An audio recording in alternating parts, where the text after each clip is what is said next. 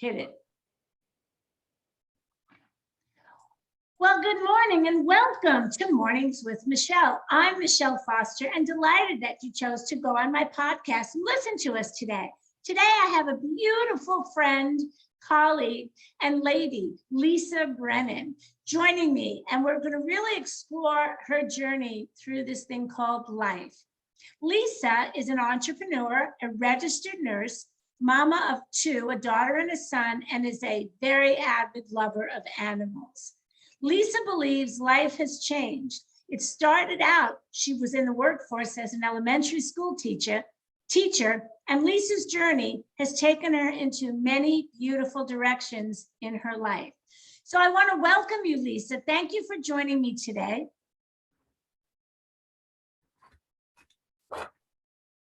And I'd like to start by asking you a few questions. So let's take you back to before you were an elementary school teacher. Go back to when you were a little girl, 5 years old. And at 5 years old, you had dreams. There were things that you saw for yourself. Can you talk about that here? Sure. I was very supported in my family at being the oldest daughter, and was very creative and liked to run around a lot with my younger siblings, and I sang all the time, and I was drawing and coloring. I lived life in color and always viewed things with vibrancy in life, and just enjoyed the simplicity, and always wanted to do something in the field of arts, whether it was singing or dancing or drawing.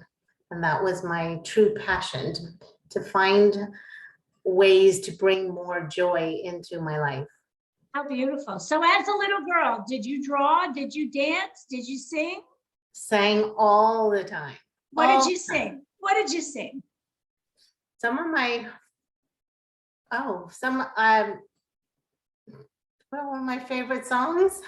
Yeah. I would just burst out in song. Things would trigger in my mind a song, and I would just burst out a line or two from a song, no matter where I was, in the bathroom, in the kitchen. I love it. So do you still do that today? I do. Do you? I do. I really do. All of a sudden something will, and everybody will look at me like, where did that come from? And I'll just burst out with a line from a song. Part of my nature now. Very good. So the last song you just burst out and sang, what was it? When was it? Yesterday, today? When was it?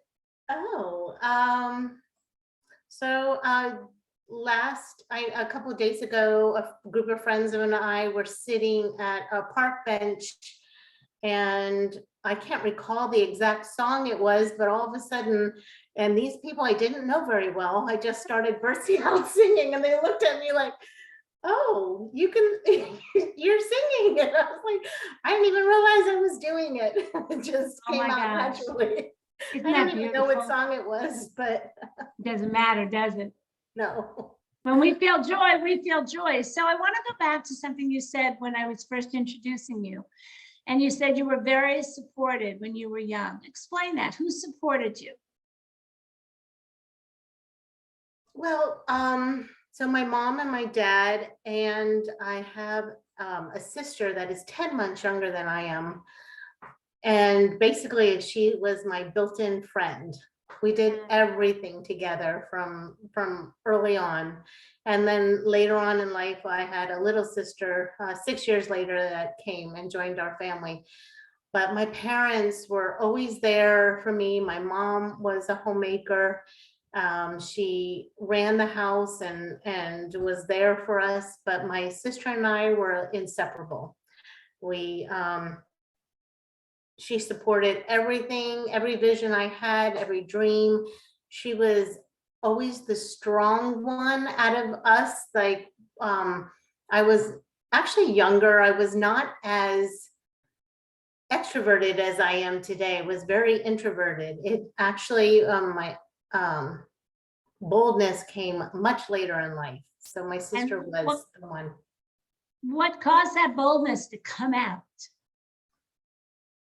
I've thought about that quite a bit through this self-reflection time in my life. And I think as I became older and realizing that I wanted to be a mom and be the one where people depended upon me instead of me depending upon everybody else, I started more self-reflection and venturing out into grander and more audacious kind of roles and putting myself out there more and more. And little by little, I evolved and I blossomed into a totally different person. So people that knew me back in high school can't believe today how boisterous I am and courageous, and how much I've stepped into this adult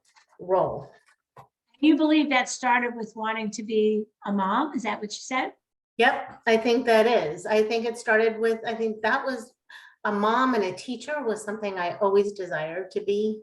I wanted to be a mom from early on. I remember being 17, 18, 19 years old and saying how much I couldn't wait to have children of my own. That's awesome. Strong That's desire. awesome. Because I think that women that decide they want to be a mom turn out to be great moms, right? Anytime you decide to be something, you hopefully it becomes your greatness, right?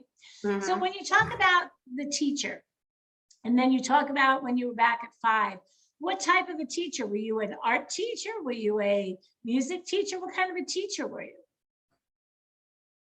No, I think I always, I don't remember teaching anything with art. I always remember setting up my stuffed animals in a little chairs in a classroom setting. So I think it was more globally. I don't know that I directed it towards any one particular focus. I mean, but as you became a teacher, what level of teaching as an adult? I loved science. Science was my passion. Anything with nature, anything with the earth, anything with connecting and grounding people and figuring out why with curiosity. That has always been my my passion, is discovering. And then having that fascination and finding a creative way and a new way to look at things. So I think science has always brought me, kept me grounded and allowed me to expand and encourage others to look at things that there's more than one way to do the same thing and achieve the same goal. That's why I love science so much. Were you a science teacher? Primarily. Awesome. Most of my, so I think that's how early on in my son's life, he became a diabetic. He was and I was his caretaker as his mom, and wanted to take care of him. And so my science background in teaching naturally evolved and became into the medical aspect. And I think over time, the more I taught, the more medical I got, and the more about the human body I was focused on health and nutrition. And that was a turning point for me into bridging into my nutrition focus and my nursing focus later on in life, how I ended up switching careers. Wow, so your kids have just been that guide for you to the next level, it sounds like. You sound like a fabulous mom, Lisa. Oh, thank you. So let's ask you this. So we all have one big strength. I'm sure that we all have many, but if I was to say, which I'm asking you, what is your biggest strength? The one that just pops into your head. What is it? The one that jumps out at me is my focus on education, is that I can make things it's always been my passion. I guess even as a mom, you're constantly teaching. As an educator, obviously you're teaching. And then even in nursing and my entrepreneurial role, I just have constantly looked towards finding ways to explore and break things down simply so that people can experience it and understand it in a way that they couldn't normally comprehend it without somebody taking the time to actually broaden their horizons and teach it to them. That's beautiful. I'm sure people are very grateful when you give them that kind of time and that kind of awareness. Who wouldn't be? Who wouldn't be? That's And awesome. and also through that, I guess with my daughter, I learned that, we all learn, my children, and being a teacher, I learned that we all learn in different ways. So having things explained to us in different modalities, hands-on, you hear that hands-on learning. I'm a doer. I learn by doing. I was never a paper and pen learner. So I always tried to push myself to teach people in a way that they can understand it other than reading and writing. That's awesome. Wow. So you go from being a teacher of science to becoming a registered nurse, and now you're also an entrepreneur. So explain what that means. So what it means to me is that I've used my background and my knowledge and my life experiences of what I've struggled with to find creative solutions, because I like finding new ways to solve problems. Okay. So my personal problem as a single mom was getting and keeping my money. So how did I turn that? And now later on in life, I use that, what I've learned through all these years of working these side jobs and then not wanting to leave my children, and how I can teach others to make money without leaving their home and manage it well so that they have more of it to do more of what they want to do. So that's what I work on now, is I help people manage the money that they have and create streams of new income in the e-commerce field so that they can find ways to meet their economic goals without leaving their children at home or leaving them with somebody else and other caretakers. So I'm going to get a little vulnerable here because, as you Okay. know, that's what I do. So let me ask you, is that because that was your pain point? Like when you were a mom and had to leave your children and you don't want other moms to feel that way? Is that a fair comment? That is absolutely a fair comment. And a lot of truth to that, but yet, since I was a teacher early on, I chose that career because my children would go to work with me and come from work with me. But it was still a struggle for me to make ends meet on a teacher's salary. So even though I had my children next to me, maybe when I was tutoring after school or had to bring them to their games, softball or whatever swimming meets that they played, I still had to work next to them while they were doing, I wasn't still a participant, an active participant in what they were doing, even though I didn't have to leave them with strangers. I juggled everything in order to do that. So yeah, there was a big feeling of not being there for them when I wanted to, not having that freedom to choose. Wow. Wow. Wow. So let me ask you this. Let's move the focus on to you. So Lisa, we all have a big, hairy, audacious goal. What's yours? So I've always had a dream to build a school in which people can learn alternative ways that they don't have to just read and write. that they can learn life skills and they can excel and thrive in a world where their curiosity is encouraged and they don't have to sit in a chair for 8 hours a day and be expected to just regurgitate the information on a test. So my big goal is to create an environment in which people can learn and accelerate their minds and creativity and foster and feed it so that they can blossom in their own strengths. Beautiful. That's really beautiful. So have you blueprinted it? Have you funded it? Or are you still in that dreaming of making it happen stage? Where are you with your I'm not there yet. I do have a sketch outline of what I would like. Beautiful. I do, and in the meantime, I'm creating,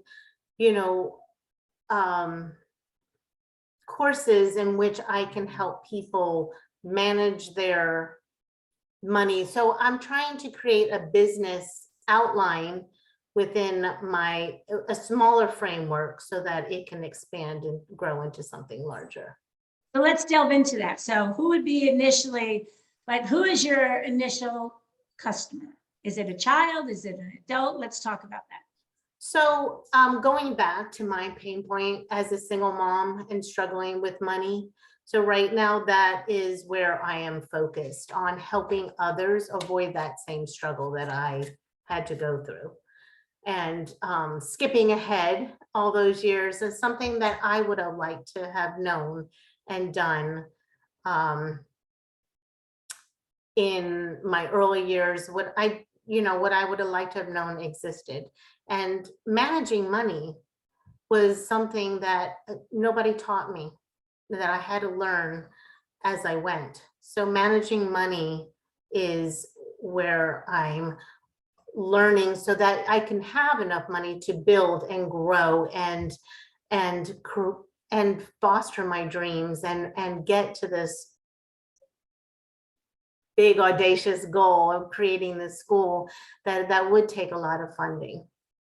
Beautiful. So you reside in Florida. Will your school be in Florida? Definitely. Definitely. Okay. I like the warmth here. Our sunshine girl right here. At the beach all the time. At the beach. So you're going to have a school at the beach. Yes. Sounds great. So how do you manage failure? Can you give me an example of something that you would you would describe as a failure, and how did you handle that? So I think the best way that I handle setbacks and failures are through reflection. Taking it in. I would say, beat myself up over things that what I considered mistakes, but I feel I've truly evolved from that, and that no longer occurs. And I go inward and reflect on what went well, because there's always something that went well, something we can learn from this. But then, of course, there's got to be something that we can tweak and get better. So give me an example of something. Give me an example. What comes into your head? Something that was really hard. I mean, what I want our listeners to do is really feel your heart. It's just so beautiful. And I want you to really dig deep. So,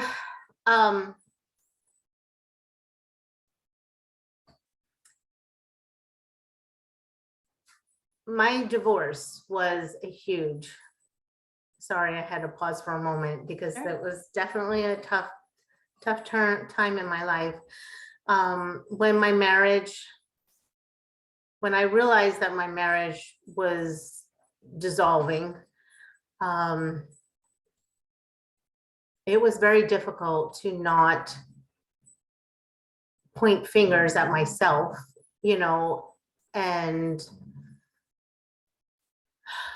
transition from that point in my life to move forward and still be the person I needed to be for the people and my loved ones, my children, and yet still have a family.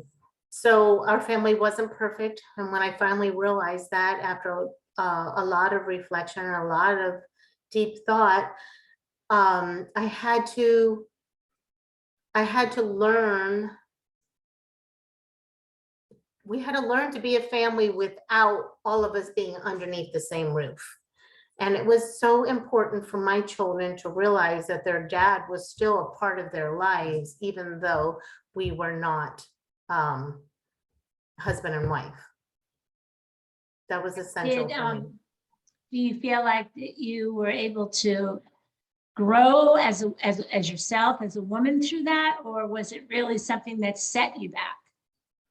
Well, I can honestly say it set me back for a time period.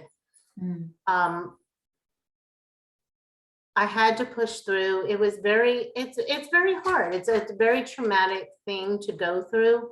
But in doing that, I turned to my family quite a bit, and also to the church, and seeking guidance and going inward, a lot of reflection, a lot of reading, a lot of growth had to happen. And I know I emerged a better person. So a lot of looking back at the occurrences that happened and realizing what was in my control and what wasn't in my control. And then going towards gratitude. Gratitude was the big thing that kept me moving forward. I realize now, and started then, that if I looked towards finding things to be grateful for in those moments, that I could cope and get on and move on and realize that there was hope for the future. I hear this said, I'm not going to voice an opinion, but I hear this said that when we step into a place of gratitude, especially when we're feeling pain, that it puts us in the now and then helps us to look at now. Do you buy into that? Absolutely. I think gratitude absolutely set your priorities and set your mind into realizing the glory, the joy that you have and that you can focus on and bring light into the darkness that is in your heart right now. Absolutely. And was that the guidance you were given, or did you come to that through, was that something you were taught or something that evolved within? That I was definitely not taught that through my upbringing, but as I sought other resources and people that I surround myself with, and then the community that I now have, I have definitely learned to focus more on the positive aspects. And my thing now is to bring joy into my life every moment that I can. Anytime, anywhere I look for moments of joy. How can I bring more joy into my life? That's beautiful. That's beautiful. So what advice would you give to our audience listening to you? Your words of enthusiasm about living their life. What would you say? What are you saying? You're live. Okay, so what I am saying is when you go through your life and setbacks happen, for you to take a step back and realize that not all is lost, that there is an opportunity for you to learn and move forward and realize that these setbacks are momentary and that there's so much joy that can come out of this, even if you can't see it at the moment, just to hold on to that strength that you have within you and grab onto whoever it is that you need to along the way that will encourage and support you. So to surround yourself with people in a community that will lift you up, and then taking those moments first thing in the morning to intentionally make sure that you add more joy to your day, spending time in gratitude and joy. And to me, the mornings are essential in order to set myself up for the entire day. So I take those 20, 30 minutes every single morning for myself and use those to propel my day into motion. Beautiful, Lisa. So whether you answer this as you in the singular or about your children, maybe there's been communication, but I'm anxious to hear you tell me about where you were and where you've come as a mom, as a woman. You're explaining things that were challenging that you've been able to break through. Do you give yourself, do you take the time to really realize how far you've come, or do your children know all that you've gone through? I'd love to just hear you talk about you. Well, so my children call me Wonder Woman. Oh, really? Mm-hmm. Wow. Yep. They truly, they do recognize everything that I went through and the struggles I have. And it's gonna make me cry. It's okay. Crying is a beautiful thing. You go ahead and cry, my dear. Tears of joy at this moment, because the struggles that I've had as my children were growing, I did everything in my power not to let them know those were occurring, monetarily anyway. Of course, they know there are hardships and, you know, you can see them. But there was always something fun or something good to come out of it. And to recognize that for them now as adults, they're 33 and 27 now. And for them to tell me, and last Mother's Day was a real eye opener for me when they, all the gifts I got were around Wonder Woman. And it was a real moment for me as I realized that my children see me as a woman of strength. And I don't know what more a mother can ask for than to have her children recognize that. Absolutely. Absolutely. And for them to call you Wonder Woman is just gorgeous. I'll never look at you the same again. I'll always see that cape on your back. Let me ask you this. When you talk about being in gratitude and your kids watched, they lived your story. They watched, even though you didn't complain, like you said, you tried to hide it. But because they were allowed to make their own decisions about how hard you struggled. In other words, you didn't kind of, I don't have else to say, you didn't bitch about it. Do you think it allowed them to really see the glass half full instead of half empty?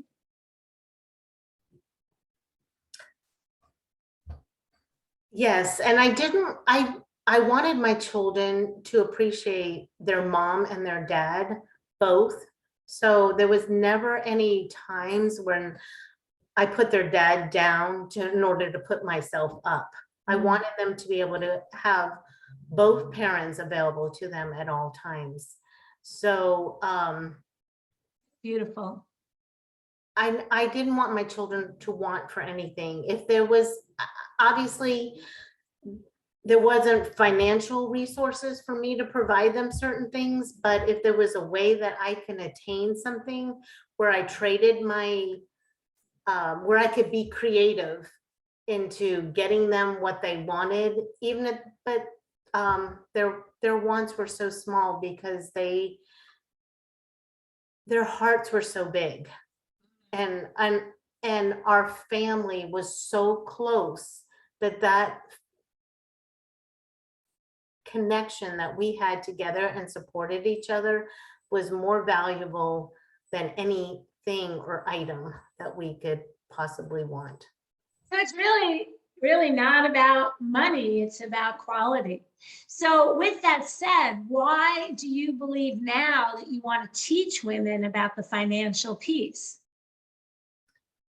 I want to teach women about the financial piece because I always, early on anyway, I really felt like I was lacking so much. I didn't appreciate where I was. I worried about how to pay my electric bill. I worried about, I was always short money every single month. I didn't even know how sometimes to put food on the table. So I want to teach people how to create an opportunity and a lifestyle to live within your means and not have to worry about how to keep your lights on and how to feed your children. You know, I'm picturing you with that worry. I'm also picturing you sitting in the bleacher at a sport and being there, but working while you were there. And, you know, that just says it all. So Lisa, how can somebody, potentially more female, if they are like, oh my gosh, this is the woman that can help me, how can someone get in touch with you? Tell us. So I have a website and I name it Lisa Be Well 365. So every single day that you can be well. LisaBeWell.com, LisaBeWell365.com. And it's also my Instagram, Lisa Be Well 365, and also my Facebook. Okay. Okay. Do you have a program that that someone could join? Tell us about that. Well, that is in the works right now, but what I do have is I can offer, I have a free guide in which I can help people get started in planning their financial year. Okay, So and how would that they is get that guide? So if you email, if through my website, I have a form that you can fill out and you can download the guide through that website or connect with me on Instagram and message me and I can provide that to you as well. Great. So LisaBeWell365.com or Instagram or Facebook. Yes. Fabulous. Fabulous. If you can't feel her heart, my dear friends that are listening, my goodness, I don't know how much more we can say. So Lisa, what's left in your heart to talk about right now? What is on your heart to say? What's in my heart to say that we haven't discussed is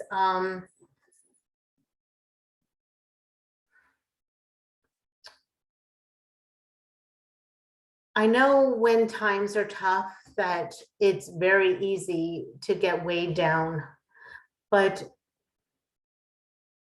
knowing that you are going to come out victorious on the other side is something that you need to do a lot of reflection and growth. So surrounding yourself with a community of people that are uplifting, not necessarily going through the same thing you are, but a variety of people that can actually support you and guide you into a transition into a joyous life, and finding those moments and setting yourself up every single day with those 20 minutes, taking that time for yourself to set yourself up in gratitude, whether you pray or you journal or you just go to an inward reflection of setting yourself up every single morning and getting into that routine.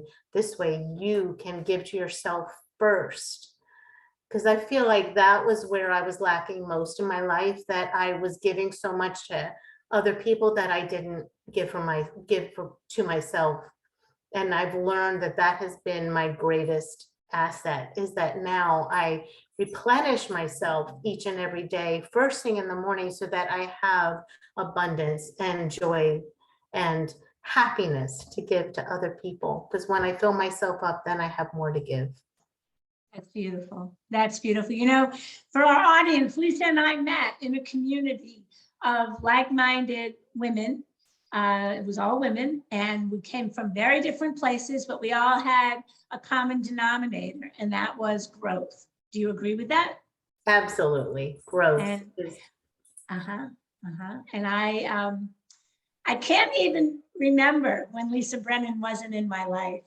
That's how good it is. So Lisa, I really want to thank you for your time, for your heart, for your story.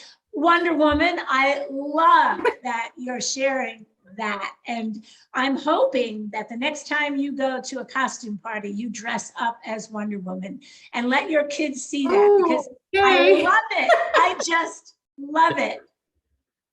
So thank you. Well, I just want to say before we get off, Michele, that I have been so blessed by having you in my life in this community, and I'm so grateful that we had the opportunity. And I don't believe that anything is by chance. And I know that this was a divine path and guidance for me for more growth in my future. And I thank you for your guidance. Oh, well, back at you, girlfriend, because you enlightened me. And really, I didn't know a lot of your story, and it's just awesome. So thank you. I really appreciate your time and your heart. And for those of you, we will put it in the show notes, but go to lisabewell365.com or go visit her on Instagram at lisabewell365 or Facebook. But get this woman into your life, because I can tell you from firsthand experience, she's a gift. So thank you, Lisa. And thank you all for tuning in. Take care. Thank you.